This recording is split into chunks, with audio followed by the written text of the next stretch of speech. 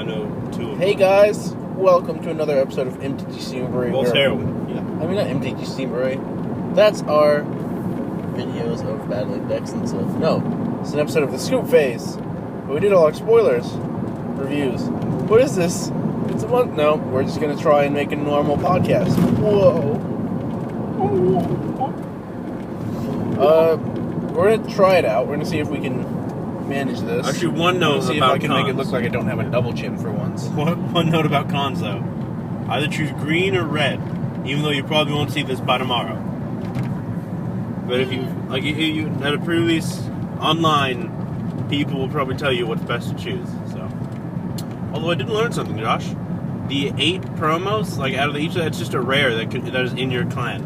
It's like it's a potential rare out of 8 chosen rares. We don't know what they are, and the only difference is there's a stamp on them. Ankle Shanker's one. Probably. We know because we saw alternate arts in some of the rares. All Ivory Tusk Fortress, I think, was another one. The weird rug guy makes something block, that was one. Probably the cycle of 5 drops. Yeah. In my personal opinion, guys, don't go Jeskai or Sultai. Because if you want to build those decks based off their themes, It's hard. Yeah, the prowess cards in general are very weak on their own. So unless you pull the right mixture of good creatures, Like double or Jeskai decent creatures, Ascendancy. yeah, That would be and insane. then the right mixture of spells to enable them to be good, then that deck just won't come together very well, and you lose to a lot of other decks. The Sultai, a lot of their cards are really clunky and expensive. Their creatures are very powerful, but like I said, expensive and clunky, so that can be really awkward unless you have lots of cheap removal or a bunch of ways to put a bunch of cards in your graveyard, which can be very risky with 40 card decks. You could potentially mill yourself out. But they do have the benefit of both these decks of, if you get the right cards to enable these decks are just insanely powerful. Yeah, like if you're lucky enough, then the deck is like just unbeatable almost. That's how you want it to be. But that is gambling and not consistent, so consistent, guys. To be unbeatable, they have to be really lucky though. I'd hope nobody else gets just insane bombs in their decks. Like the rug people don't get 2 of their con, which will probably happen. And we've already been sidetracked still in the beginning of the show. It's terrible. We didn't even get to what we want to talk about yet. We wanted to talk about our favorite modern decks and the current modern decks we're playing. I'll let co-host you go first because I'm trying to narrow down my favorite modern deck. Well, I have 2 favorite modern decks. Esper Gifts Ungiven, which is black, white, and blue. Figure. Yeah, and then we'll play this card called Gifts Ungiven for 3 into blue. The eroded version is look for up to 4 cards out of your deck, and then your opponent looks at them, he picks 2 of them. Those 2 go to your graveyard, the other 2 go to your hand. The point of the deck is, depending on what you're up against, you get Unburial Rites and then 1 of 3 creatures. You get 1 of 3. Yes, I get 1 of 3 creatures. Either Elishnorn for affinity and Boggles if they haven't been able to buff their toughness up yet, which I've been able to actually not die to that yet. Elishnorn actually won me a game against Boggles. Awesome. Then, or against Findy or other aggressive decks, you get Elishnorn and Wrath Their Field. Now you have a 4/7 that has Vigilance and continues to Wrath Their Field if they don't main deck Path. Against most other decks, you get Iona, name their main color and stop them from killing it, and then you beat them to death with a 7/7. I will attest to this. Yes, or you just double Gifts Ungiven after getting Elishnorn, or you get Grizzlebrand because he's just insane. If they're not aggro and you can't shut them off with their main colors, they have removal in both of them. Although most is Jund or Pod or American, you just name white against American because they don't have enough burn spells more often than not. And against Jund, you just name black and they can never kill it. And then Grizzlebrand's just a valuable card against just some deck that has actually ways to kill your 7/7s. You just get it and then try and connect with it and draw 7 cards and win. Yeah. It's pretty much the point of the deck. Different versions. Mine is Esper, so I actually main deck Blood Baron, which defeats so many people. Yep. So hard to kill. Really good. Second favorite modern deck in all its variants is Eternal Command. Ooh, called it. That deck is so fun. Which, if you've seen any MTG Steambury videos, you know you play Ether Vial, take it up to 3 for Eternal Witness, and then play Cryptic Command. And then you just Cryptic Command, counter the thing, and then draw a card the first time, or tap all the guys. Then you put Eternal Witness to get back Cryptic Command. And from then on, you either counter the thing and bounce Eternal Witness, tap all their guys and bounce Eternal Witness, or draw a card and bounce Eternal Witness. And you do this for as long as you can. And then you lock them out of the game and kill them. And it's just a value deck most of the time. That's what we call, ladies and gentlemen in the business, a soft lock. Really good. I like it. Also, like, all of my decks are douchey, so... I'm trying to, like, make it look like I'm looking in the middle of the camera. Oh my gosh, man. I think it's working. In modern, Josh, I'm a jerk. You are a jerk. So, I'm looking, like, not at myself right now because I want to make it look like I'm looking in the middle. Like, looking at you guys because the camera's, like, over here. Yeah, I know, right? So it's weird. And then I'm looking, like, at myself and my eyes are, like, over here. And it looks like, to you guys, I'm just looking off in the corner. So I'm trying to make it look like I'm looking at you guys so you feel like you're part of the conversation. Which I want you to feel like. Because we're nerds. And you don't have much other reason to listen to this because we keep getting sidetracked. So hardcore. Anyway, my favorite modern decks. I'm the one trying to sidetrack you. Non-affinity beatdown. Zoo is a deck I love very much. I want to play the Knight of the Reliquary Zoo, but I feel like that's just the worst possible Zoo. That's the Steepling Zoo. Oh no, that's not Knight of the Reliquary Zoo. I mean, it could be, you know. But right, you go all in on this. It can't beat a combo deck because it's more mid-rangey. Any version of the Knight of the Reliquary Zoo is really hard for them to beat a combo deck because they can't kill them before they combo more often than not. They're also a lot easier to interact with from the control deck side. And then you can often just get raced by affinity. Like a lot of the decks I worry about playing Big Zoo, just are really relevant. Affinity's big. Oklahoma, America, and most people are playing like green-black or junk, like or The Pod. Rock. Yeah. Pod's kind of that popular. one guy playing mono blue turns. Yeah, there's one guy I know of in Oklahoma. He plays mono blue turns. Actually, I think he got second place at the PTQ we went to. No matter what Bobby says, he had to run extremely lucky. Well, to top 8 an event, you have to run extremely lucky. And apparently he played against like 4 affinity decks, so I'm guessing he side to sideboard like 4 hurdles, recalls, and other things. So yeah, So good job for him. Yeah. He got second place. The deck sucks though. It's sketchy. That deck is so sucks. They're So sketchy. so much of a hard time against any just counter spell. The deck's sketchy. Oh yeah. So sketch. Anyway, back on. So yeah, Zoo is one of my favorite modern decks. Burn's another one. I like to play Lightning Bolt and Goblin Guide guys a lot. Yeah, I know. I play all these blue decks. Yeah. Is this our turn? Oh. Sure. Yeah, we just got on the highway. Okay, it's not my turn. Lightning Bolt Goblin Guide. I love those cards a whole lot. Boros very close to second. One of my favorite cards. My favorite card of all time is actually Absence Pilgrim. I don't play with that card in Modern. My favorite card is Ungiven. I really want to play with Absence Pilgrim, Caleb. Oh well. I told you drafted. Anyway. I told you to draft it, thank you. Too bad. So yeah, those decks are really close to my heart. I love to mess around with the red, white, black variants, as you guys have seen. I'm trying to make a red, white, black aggro deck work right now. I don't think it's going to work out the way I want it to. It's like a Blood-Soaked Champion, Bloodghast, Mardu Ascendancy deck. It can't beat aggressive decks. Combo's really tough. Control can be a good matchup if they don't have Path Exile, like in multiples. Like if they draw 2 paths, you Snapcaster gets really hard because... How many Mardu Ascendancy are in that deck? Dose. Okay, that's fine. I mean, you could beat Anger the Gods. I was also playing Falcon Rathers, got Thundermaw Hellkite. I think the deck needs to get a little more mid-rangey and just play a lot more haste threats. If you want to beat aggressive decks, you can't play things that don't block. Yeah, Bloodghast, Blood-Soaked Champion can't beat an aggressive deck. Goblin Guide's not a good blocker. Like, Affinity was an awful matchup. Zoo was an awful matchup. Combo, unless it was Twin, was just a terrible matchup.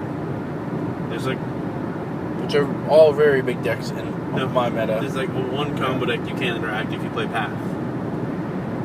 Pod, in theory, is a hard matchup. Because it's really hard to, like, stop them from outvaluing you. Yeah, that's weird. So it was really only good against control decks, and those just aren't that popular in my meta, so I don't think I'm going to be able to play this deck where I won. Where Zoo was good because it had 21 1-drops, so I was able to just race everyone, no matter what deck they were playing, which was awesome. Always made me have gifts on turn 4. It was the best. You know what happened on turn 4 a lot? I got gifts, yeah. Loved it, guys. Or just didn't. But yeah, I might show it to you Well- guys anyway. Maybe your meta's a little different. There's a lot more like blue or red or whatever, where Bloodghast and Bloodsoaked Champion and Falcon Aristocrat cards are all just houses against them. Because Bloodsoaked Champion and Bloodghast are really hard to kill permanently. Bloodghast comes back with landfall if they don't path it. Bloodsoaked Champion comes back every turn you get to attack and have 2 mana. Is that a cop? It is, and you're speeding. No, I'm not. This is a 50. It's a 45. No, it's not. 55 up there. It's a 50. Anyway, guys. Marked right there. When we get there, guys. No, Anyway, that's guys. a 50 telling them that Guys. this way is 50. Talking. If it's marked that Talking. way, I'm it talking. means this is a 50. Talking. I'm telling you. Anyway, guys. So yeah, those are good against control decks. Falcon with Shred's also in the deck. It's a very powerful card. If you guys don't know what it is, it's 2 red-black for a 4/1 flying haste. Sacrifice a creature, it gains indestructible until end of turn. Very similar to Butcher of the Horde, which was just printed. Notably more powerful in my opinion because it comes with built-in haste and flying, and you get to give it indestructible. But it has the added benefit of if that creature was a human, put a +1/+1 counter on it. So if you attack with a Bloodsoaked Champion, it gets blocked. You can just sack it to the Aristocrat. The Aristocrat gets a counter, put it back in. If you have enough mana, you can do this multiple times in one turn. Bloodghast also works very well with it because of its landfall. Oddly enough, I was playing like 24 lands, but like 11 fetch lands in the deck. So I wasn't really playing 24 lands. I was cheating on my land count quite heavily. Plus, all these lands allowed you to hit your Thundermire Hellkite, and I was playing my 1 Thundermire Hellkite and 3 Falcon Aristocrat in the deck. So it'd make those better, make Bloodghast a whole lot better. There's also Goblin Guide, Lightning Bolt, Path, Exile, Terminate. 3 Path, 3 Terminate, 4 Bolt, 4 Goblin Guide. Put Mardu Ascendancy. I was testing that card. I really liked it. Beat Anger of the Gods. I just got to get a Storm player. He didn't want a combo. He just wanted to Wrath my field with his Grape Shot, so he wouldn't die on my turn. On my turn. So I used Mardu Ascendancy, give my creatures +0/+3, and he goes, oh, and then he scoops. It's really good. I was happy. Mardu Ascendancy for the win. You know what I like? I was playing Esper Gifts at PC Cube, and aside from losing almost every single game 1 ever, I won mostly game 2 and 3, except out of 5. But it was pretty fun. But anyways, I beat Burn. Yeah. Also, this amounts. I was playing Merfolk. I plussed a Gideon Yura, and then there was this judge there who made apparently a bunch of awful calls. Like it was that new guy who's like gonna have to redo it. Yeah, don't say that. No, that's my review. They want reviews. There's mine. He was awful at his job that day. That day. I don't know about the other days. He seemed like he knew some of what he was talking about. But anyways, I asked him very specifically, and then I never had a chance to ask anyone else, if Island Walk, because it says defending player, specifically on any land walk ever, if you attack a Planeswalker, can I then block? Which seems like I could, because Goblin Guide doesn't trigger off attacking a Planeswalker, which says defending player. So does Landwalk. And I had a Grizzlebrand, so it probably just scooped right there. But I just want to know if I can block someone with Landwalk if they're attacking my Planeswalkers. Intuitively, the answer is no, because it says defending player. Anyway, the judge call also said, once Escape Shift, like, you cast Escape Shift, you don't tap your other lands for mana. Your opponent says okay, and then the guy went to go tap his lands for mana, and float the mana, but this would be as Escape Shift is resolving before he sacrificed his lands, which is impossible because his opponent said okay, which passed back priority, and put the spell into resolution, so he had to start attacking his lands immediately. He can't tap his lands for mana, even though it's faster than the stack. He can't do that while something is resolving on the stack. Judge knowledge. Yes. So yeah, I mean, the opponent was like, yeah, you're going to win this game anyway, because I can't stop you from killing you with your Valakutes. But that's not how that works. And that guy knows. He played Valakut for like, I think he said a year. He played Valakut for a long time. He was very familiar with the interaction. I mean, that judge also DQ'd a guy immediately for missing a Dictative Crewfix trigger. The guy who was playing the Mono Blue turn deck. I mean, that guy, he would think, someone earlier told him that he can let his opponents miss on their Dictative Crewfix trigger and not draw the cards. Remind them. He doesn't have to remind them verbally or by anything that they He only have has to. to say Which is once. incorrect, guys. He Don't said they do only that. have to remind them once, and No. then it's up to them. Which is wrong. Incorrect. Yeah. You are supposed to remind your opponent of your triggers, which is what Dictative Crewfix is. It is your trigger. Every turn, because it is your card. If you don't, and your opponent calls you out on it because they forgot also, but they know that that you didn't tell them, then you can both get a warning. One for... I know one of them is... I think one of them is failure to maintain proper board state or something. One, yeah. I'm not sure if that's it. There's 2 different warnings. One to the person who missed it, and one to the person controlling the dictate. So yeah. You shouldn't do that just because that's a scumbag thing to do. And if that guy watches this, I hope he does. That's a scumbag thing to do.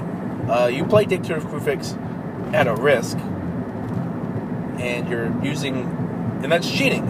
Honestly, that's what it is. It's cheating. Is intentionally not telling your opponents about the draw triggers from your Dictator of Krufix or any is cheating. Yeah, or any of your triggers. But and it's a detrimental trigger, so he could receive a game loss for not reminding his opponents.